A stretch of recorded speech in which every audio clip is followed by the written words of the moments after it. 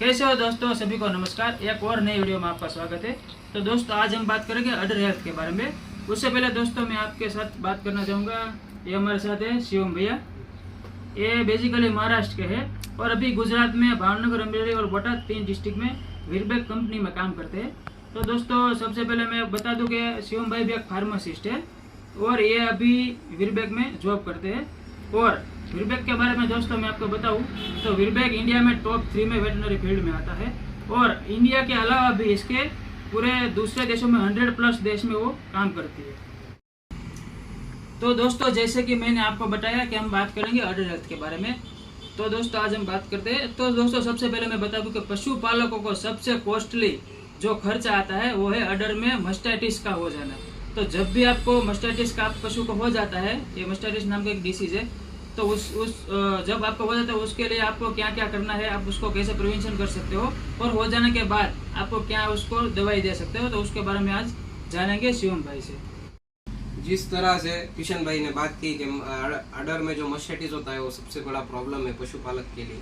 तो उसमें आप देखो, अगर मस्टाइटिस एक बार हो गया तो जो दूध होता है वो हम डेयरी में नहीं दे सकते, वो एक लॉस होगा। दूसरा लॉस होता है कि जो मस्टाइटिस में डॉक्टर का जो कॉस्टिंग आता है वो लॉस होता है, जैसे कि मेडिसिन है, डॉक्टर की विजिट है।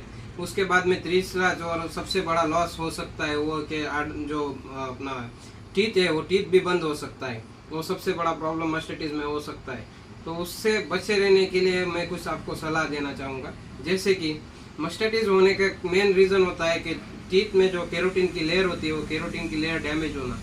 तो उसके लिए हम क्या कर सकते हैं कि जब अपना पशु को धोने के बाद में उसको आधे घंटे तक बैठने नहीं देना चाहिए, उसको आधे घंटे तक खड़ा रखना चाहिए।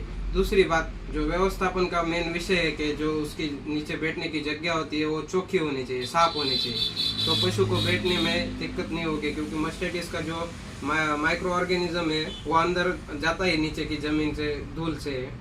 और तीसरी बात सबसे मेन, जो मस्टाइटिस हुई हुई गाय है, भैंस है, उसको धोने के बाद में दूसरी भैंस को धोने के पहले अपने हाथ अच्छे से धो लेने चाहिए।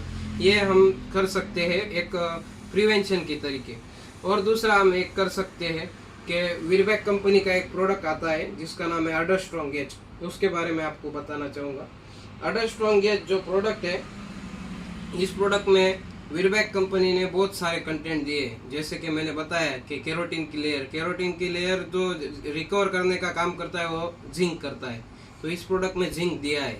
साथ में मस्टाइटिस जो है वो एक वायरल, साथ में बैक्टीरियल इन्फेक्शन है, तो उसको मारने के लिए हमें एक एंटीवायरल एजेंट ही चाहिए, जो मार्केट में किसी और के पास नहीं है, सिर्फ वीरबैक के एक प्रोडक्ट में अडर स्ट्रॉन्ग एज में। साथ में मस्टाइटिस में आपने देखा होगा कि दूध बहुत ओछा हो जाता है, कम हो जाता है, तो उसके लिए बायोटिन भी हमने इसमें दिया है। तो इस प्रोडक्ट के बारे में बात करें तो दोस्तों जैसे शिवम भाई ने हमको बताया है कि मस्टाइटिस से बचने के लिए पशुपालक मित्रों को अपने गाय भैंस में सबसे पहले क्या ध्यान रखना चाहिए, और हो जाने के बाद जो अपने प्रोडक्ट सजेस्ट किया है अडर स्ट्रॉन्ग एज, उसके बारे में हम डिटेल में जानेंगे इनसे। जैसे मैंने बताया कि अडर स्ट्रॉन्ग एज में मैंने बोला आपको कि एक एंटीवायरल एजेंट है, साथ में एक एंटीबैक्टीरियल एजेंट है। तो इसमें जो हमने मोनोलोरिक एसिड दिया है, जो एक एंटीवायरल साथ में एंटीबैक्टीरियल एजेंट है, तो ये बैक्टीरियल इन्फेक्शन को रोकेगा, साथ में जो वायरल इन्फेक्शन है उसको भी रोकेगा। और मार्केट में वायरल इन्फेक्शन को रोकने वाला कोई नहीं, अपने एक के पास ही है, मोनोलोरिक एसिड। सर बाद में मैंने जैसे आपको बताया कि केरोटिन की लेयर झड़पी रिकवर करने के लिए हमने इसमें जिंक दिया है।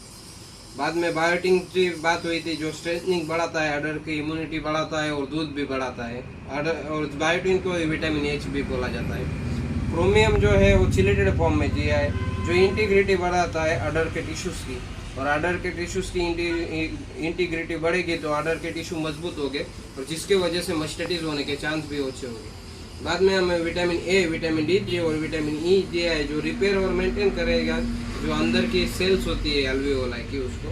बाद में विटामिन B12 दिया है, जो टीथ के जो मेन स्पिंक्टर्स होते हैं, जहाँ से माइक्रो ऑर्गेनिज्म अंदर छिड़काव करता है, उसको स्ट्रांग करने का काम करेगा। अडर स्ट्रॉन्ग एज जो प्रोडक्ट है वो 200 ml, जैसे मैंने बताया कि 200 ml, 500 ml और 1 लीटर में पैकिंग आता है। इसके अगर हम डोज की बात करेंगे तो लैक्टिंग एनिमल जो दूध देने वाला पशु है उसमें 10 ml का डोज है, ड्राई पीरियड में जब पशु होता है तो 20 ml का डोज है, और छोटे काप्स में 5 ml का डोज है। यह प्रोडक्ट आपको किस किस चीज़ों में काम आएगा, जैसे कि ये प्रोटेक्शन करेगा अडर के ड्राई पीरियड में। बाद में जो अडर की डेवलपमेंट होती है, जो बावले का विकास हम कहते हैं, वो करने में हेल्प करेगा। लीकी जो टीथ होता है, बहुत सी बार मस्टाइटिस की वजह से जो टीथ लीक होता है उसमें हेल्प करेगा, और मस्टाइटिस थेरेपी में सपोर्टिव में हेल्प करेगा। बाद में जैसे मैंने बताया कि मोनोलोरिक एसिड एक एंटीवायरल एजेंट है, और आप जानते हो कि एफएमडी और एलएचडी जो है लंपी स्किन डिसीज, वो एक वायरल इन्फेक्शन है, तो ये वायरल को रोकने का भी काम करेगा। बाद में काफ की इम्यूनिटी बढ़ाने में भी बहुत मदद करेगा। तो इस तरह से अडर स्ट्रॉन्ग एच प्रोडक्ट है। ये आप मस्टाइटिस होने से पहले भी दे सकते हो प्रिवेंशन में, और मस्टाइटिस होने के बाद भी दे सकते हो जो अपना सपोर्टिव थेरेपी में। Thank you. तो दोस्तों, जैसे हमने शिवम भाई से जाना कि अडर स्ट्रॉन्ग एच आप कब दे सकते हो और कितना डोज देना, वो सब हमने डिटेल में जान लिया। तो दोस्तों, अब मैं आपको बता दूं कि आपको ये प्रोडक्ट किसी भी मेडिकल स्टोर पे आसानी से मिल जाएगा, और आपको मैं आसान भाषा में समझा दूं कि आप अपने गाय भैंस को कब उसको दे सकते हो।